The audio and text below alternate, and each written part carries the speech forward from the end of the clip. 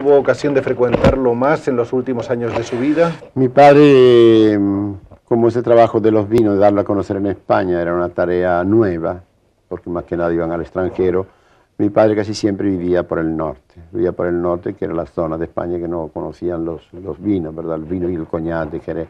Así que mi padre yo lo veía pocas veces, llegaba, estaba poco tiempo, después ya nos trasladamos de Cádiz, del puerto, nos trasladamos a Madrid, ya mi padre centralizó su trabajo en Madrid y murió aquí en la calle de la Gasca, donde vivimos, donde yo vivía hasta el año 31.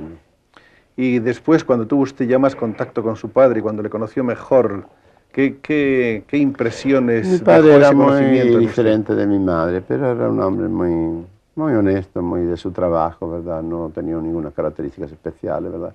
Pero conservo de él un gran recuerdo. Mis tíos, hermanos de mi padre y todo eso ya era otra gente, era gente que vivía en Jerez, ¿verdad? Y en el puerto, y allí bebe todo el mundo, así que todo su gran bondad, y era muy religioso, todo estaba mezclado con vino de Jerez, con grandes borracheras, con grandes cólicos hepáticos, y en fin, todo eso pasa mucho por aquella zona, que en cierto modo no es ninguna crítica grande la que estoy haciendo, porque es conocido. Usted ha descrito maravillosamente en La Arboleda Perdida ese clima del puerto de Santa María y en realidad de toda la bahía de Cádiz en esa época, que era un clima oloroso, perfumado, Sí. todo lleno de azules, que sobre Sí. todo le impactaron muchísimo Sí. su sensibilidad. Sí, indudablemente esto influyó muchísimo en mí para todo el resto de la vida. Yo ya me fui después, el año 17, me vine a Madrid y ya yo al puerto, y por allí volví muy poco. La última vez que se puede decir que he estado en el puerto un mes fue en el año 28, después pasé una vez de pasada en el año 31, que fui con un gran torero, amigo de Federico, mío, de Ignacio Sánchez Mejía, que lo acompañé a buscar gitanos para formar esa compañía de cante que dirigió la Argentinita. Las primeras letras las estudia Rafael Alberti en el colegio o escuela de párvulos de las Carmelitas del Puerto, pasando más tarde a la escuela de Doña Concha, que era una maestra, según escribe Rafael, fea, severa y antipática, Sí. y más tarde ingresa en el colegio de San Luis Gonzaga, de la Compañía de Jesús, de la que habían sido alumnos anteriormente Juan Ramón Jiménez y Fernando Villalón. También había sido alumno don Pedro Muñoz Seca. Ah, también. Sí, porque el Muñoz Seca es de una familia del puerto y él estuvo allí también. Después ese era un colegio muy hermoso, allí en el puerto, frente a la bahía, donde por las noches veíamos pasar sobre los libros, pasaban los rayos del faro de San Sebastián de Cádiz, que es un recuerdo muy impresionante que yo tengo, ¿verdad? Y era un colegio de internos y de externos. Allí había verdaderamente una división de clases grande, que uno no la notaba porque no tenía cultura política ninguna, pero que yo más tarde me di cuenta que realmente había una... Los internos eran los ricos. Los internos eran los ricos, los externos no siempre es que no fueran ricos, porque eran los que vivían en el puerto, ¿verdad? Que era más cómodo ser externo que quedarse allá, pero también había cierta diferencia económica, ¿verdad? Y esto creaba mucho malestar, uno sin saberlo, ¿verdad? Porque los premios que daban, por ejemplo, a los internos eran unos grandes pergaminos con dorados y cosas, y a nosotros nos daban unas cartulinas escritas a máquina con unas flores de acantos azules horribles, más o menos. Esos años, que no fueron muchos, fueron 4, me parece exactamente. Sí, yo no estuve demasiado. Yo dejé el bachillerato al cuarto año. Parece que a usted le expulsaron del colegio porque le encontraron una carta de amor escrita a una niña. Sí, una muchacha que se murió luego. Después yo estuve en el puerto y ya se había muerto. Una chica muy... En fin, en esa edad le parece a uno muy linda, seguramente lo era. Que yo veía... Pero es interesante porque fue la primera musa, ¿no? Sí, no, él ha escrito muchas cosas. Muchas de las cosas que le marineron, sin nombrarla, es un recuerdo muy grato, porque era esos amores en las azoteas, que se pueden recorrer las azoteas, pues saltando los pretiles, ¿verdad?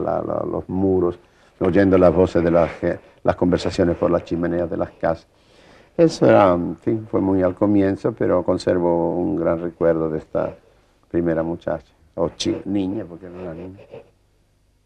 De esos años en el Colegio de San Luis Gonzaga usted ha escrito: sufrí, rabié, odié, amé, me divertí y no aprendí casi nada. Eso es cierto. Ahora también descubrió usted algo muy importante, que fue las aventuras que corría por las playas, las aventuras en las dunas, las Cierto, porque gabonas. como le dije antes, yo iba muy poco, sobre todo el año último que estuve, que además empecé a saber que mi familia se trasladaba a Madrid, que dejábamos el puerto, pues yo ya aproveché para no ir casi nunca. Después me expulsaron del colegio por esta historia, después me volvieron a admitir, pero yo realmente fui un estudiante muy desganado. Me gustaba más estudiar los caracoles y los burgaillos y los cangrejos de la playa y bañarnos allí todos en rueda en el mar, a asistir a las clases de álgebra y trigonometría, de aritmética, geometría, que me gustaba en cierto sentido, pero que no la entendía bien, dado los textos que estudiaba, porque eran unos textos que yo los leí después de mayor y eran bastante disparatados, o no eran textos para la edad en que se tenía, ¿verdad? Así que a mí lo que me gustaba más eran las clases de geografía, de historia, de España, de historia universal. Yo tenía una memoria muy grande que todavía tengo. Yo me sabía de memoria todas las batallas, las fechas de todas las batallas sabía por haber. Y el padre que daba esta clase me admiraba mucho por esto. Impuso a los alumnos, que me odiaron todos a muerte, como una de las cosas que había que contestar en los exámenes era la fecha de las batallas, la de Albujarrota, las batallas de, bueno, la de Lepanto era muy sencilla, pero había batallas de estas de la guerra de los árabes, de los almorávides, de los almohades, que nadie las sabía, y solo las sabía yo, y todo esto me trajo bastante odio entre mis jovencísimos condiscípulos, ¿verdad? Así que esas eran las asignaturas que me gustaban. Y yo, como me fui al cuarto año de bachillerato, porque me suspendieron, dejé el bachillerato porque me suspendieron en preceptiva literaria, me suspendieron en el puerto. Y luego en Madrid. Y luego en Madrid también, las dos veces, por definiciones de cosas extrañas. Yo recuerdo los cuentos de la arboleda perdida, que era epinicio, le decía, la emoción de la colectividad da lugar al epinicio. Y esto no sabía ni qué era epinicio, ni qué era colectividad, ni qué era emoción, así puestas las palabras juntas, ¿comprende?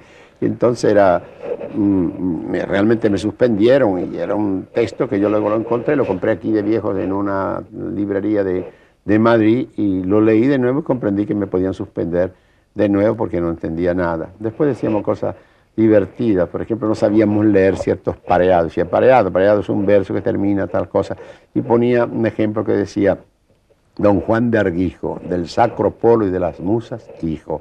Y entre ese paréntesis se ponía de Lope de Vega. Pero eso lo leíamos muy mal y decimos: Don Juan de Arguijo, del Sacro Apolo y de las Musas, hijo de Lope de Vega. Estaba completamente disparatado, que son esas cosas de los colegios que dejan luego mucha huella con respecto a las asignaturas que se estudiaron.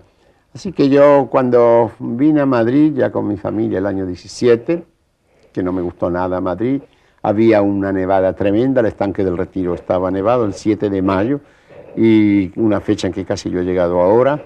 Recuerdo que estaba la gente patinando con patines de cuchilla en el Retiro, y vine realmente para ser pintor. Seguí estudiando el bachillerato fingiendo que estudiaba, y no estudiaba nada.